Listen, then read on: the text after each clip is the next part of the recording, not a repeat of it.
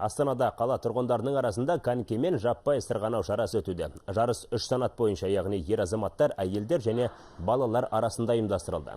Жеңімпаздарға мұз сарайының атынан бағалы сыйлықтар табысталды. Айта кетсек, бұл шара 2 күн бойы жалғасады. Сырғанауға барлығы 200 адам келеді деп күтілуде. Шараға қатысушылар 100 және 300 метрлік ара қашықтықта сырғанап өтуі тиіс. Ұйымдастырушылардың айтуынша, халық арасында коньки тебуді үйреніп, салауатты өмір салтын насихаттауда мұндай спорттық сайыстардың рөлі зор.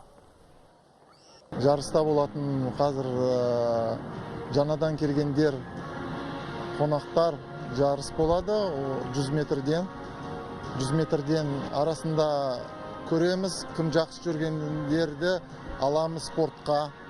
Мұзда, конькиде ол денсаулыққа жақсы, физкультурада да болады. Біз таза ауа, мұз ауырмайды, спортпен айналысқандар, конькимен. Мен айынан екі-бір рет алауға келем, маған коньки тебуді өте ұнайды. Рахмет Аллау барлығын тәуелсіздік күнімен.